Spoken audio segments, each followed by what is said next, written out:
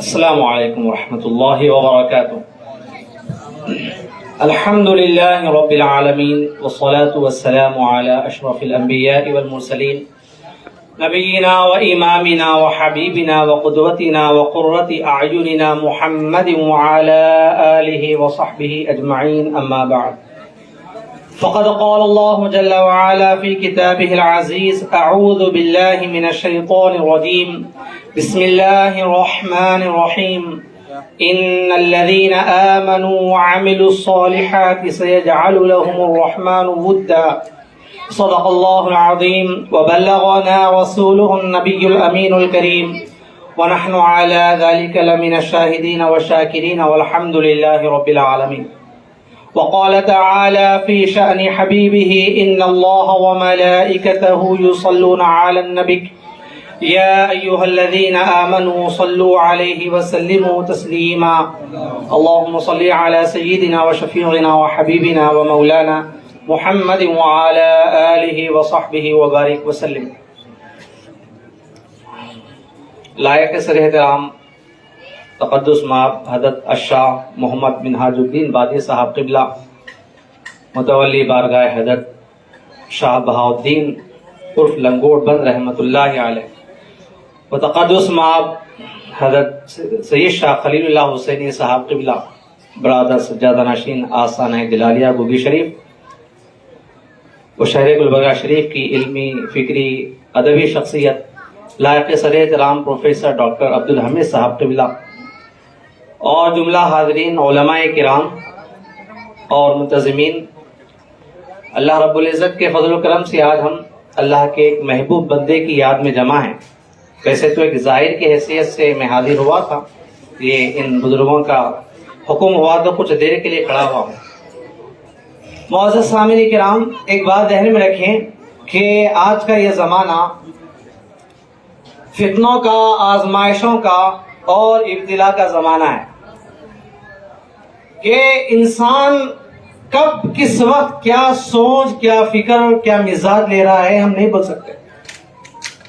اللہ کے رسول صلی اللہ علیہ وسلم نے فرمایا، بخاری شریف کی حدیث ہے کہ لوگوں تم پر ایک ایسا زمانہ آئے گا کہ رات کا مسلمان صبح میں کافر ہو جائے گا اور صبح کا مسلمان رات کو کافر ہو جائے گا. آپ علیہ الصلوۃ والسلام نے 1450 سال پہلے یہ پریڈکشن دیا تھا حضور نے صلی اللہ علیہ وسلم کہ میری امت پر ایسا زمانہ آئے گا، صبح کا مسلمان رات میں کافر، رات کا مسلمان صبح میں کافر. اگر پہلے ہم سوچے تو کچھ دیر کے لیے سوچ ہو سکتی تھی. ایک مسلمان کو کافر بنانے کے لیے کسی کو وقت بتانا پڑے گا، اس کے ساتھ بیٹھنا پڑے گا، اس کو کنونس کرنا پڑے گا، سمجھانا پڑے گا، تب شاید کئی وقت لگیں گے، کچھ وقت لگے گا، تب جا کے کئی نشستوں کے بعد اور کئی بیٹھکوں کے بعد ہو سکتا ہے اگر وہ محروم ہو تو اس کا ایمان بدل جائے. لیکن یہ کیسا ہو سکتا ہے کہ رات میں مسلمان صبح میں کافر؟ تو معزز سامعین کرام، یہ جو آج جس دور میں ہم زندگی گزار رہے ہیں یہ وہی زمانہ ہے. آج ہمارے پاس یہ آ چکا ہے، ہمارے پاس ایکسس آ چکا ہے، ہمارے پاس ہماری انگلیوں پر ہم پوری دنیا کو دیکھ رہے ہیں.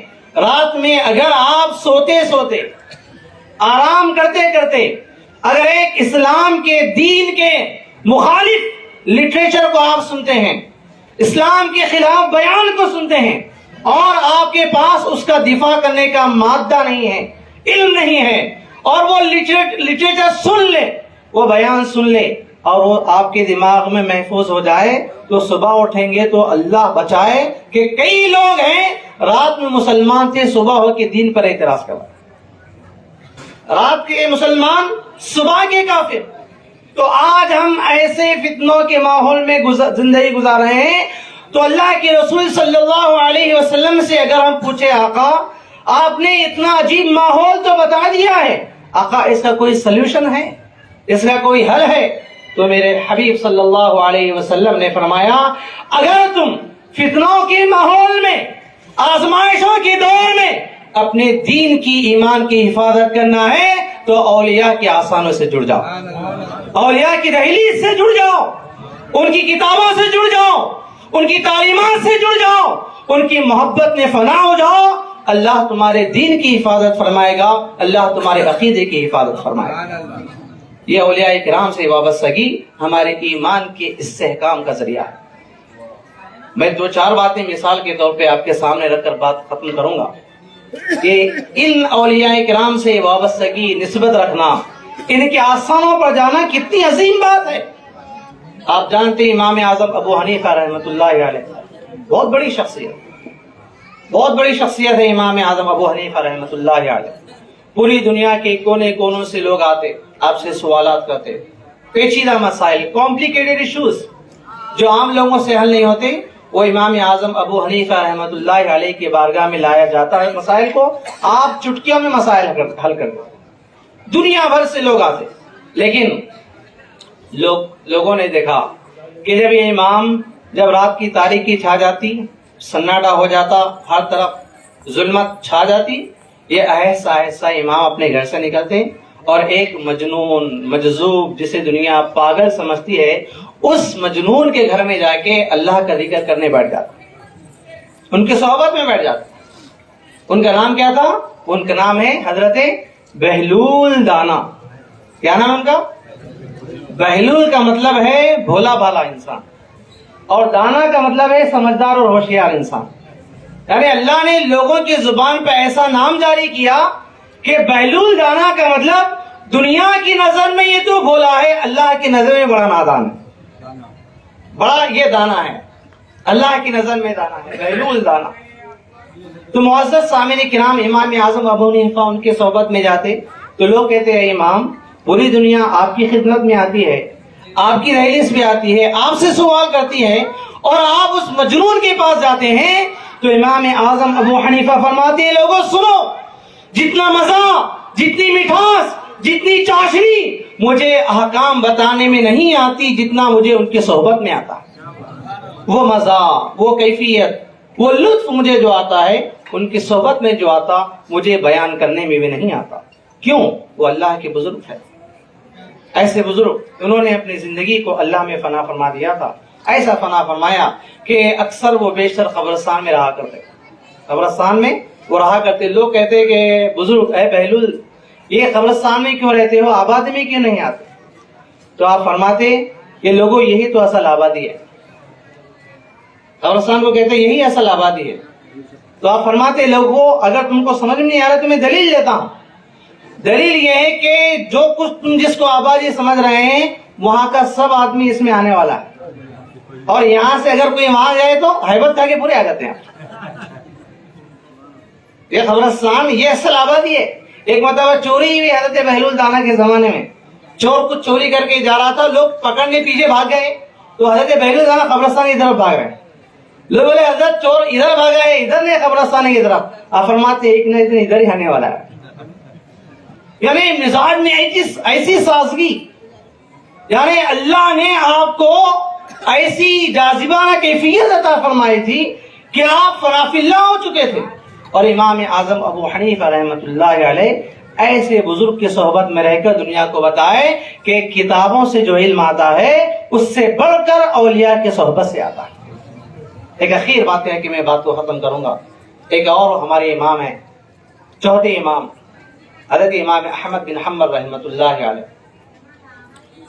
بغداد میں جن کے چرچے تھے، اور آپ کے پاس مسائل حل کرنے کے لیے پوری دنیا کے بڑے بڑے لوگ آیا کرتے، جن مسائل میں بڑے بڑے علماء الجھ جاتے، مسئلہ حل نہیں ہوتا، اس مسئلے کو حل کرنے کے لیے امام احمد بن حنبل رحمۃ اللہ علیہ کے پاس آتے۔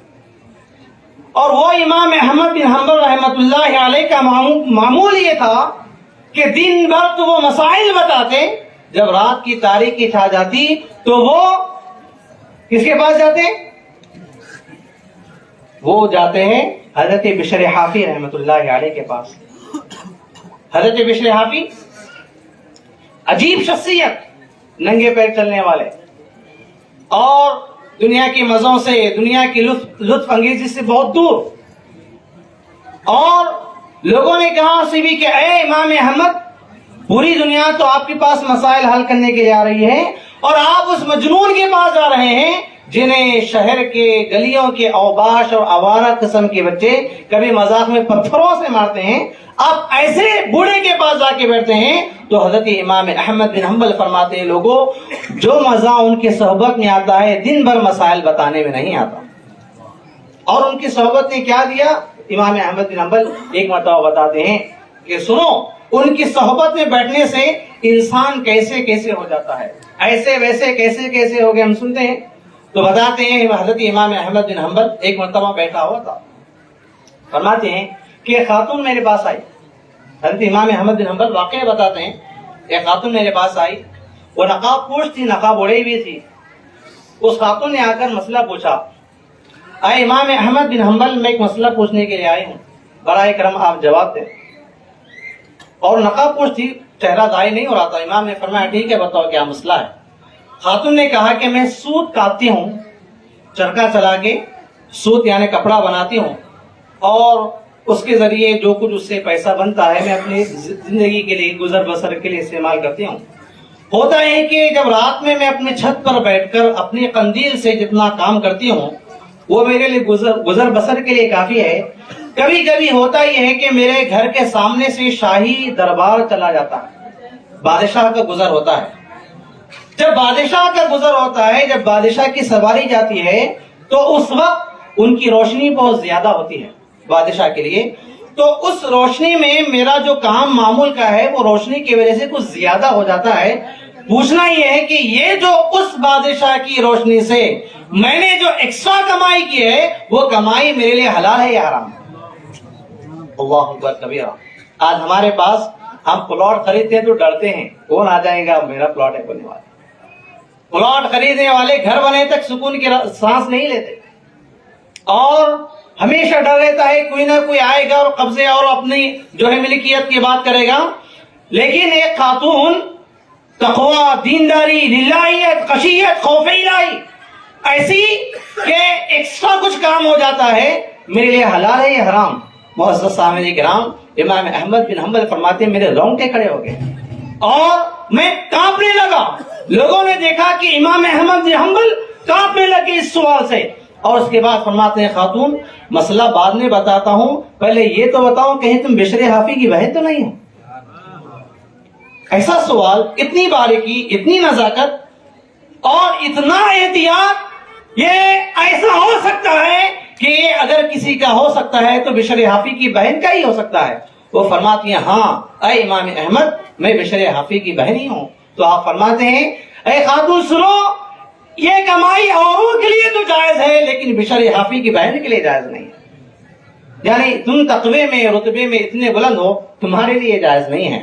تو حضرت امام احمد بن حنبل فرماتے ہیں اولیاء کے صحبت میں رہیں گے تو اللہ ہمیں اتنا متقی بنا رہتا ہے، ہمارے اندر اتنی کیفیت، اتنا خوف الہی اور دیندارانہ مزاج پیدا ہوتا ہے.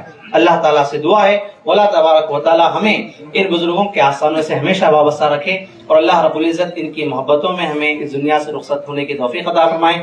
آمین. وصلی اللہ وسلم علی خیر خلقہ وآلہ وصحبہ اجمعین والحمد للہ رب العالمین.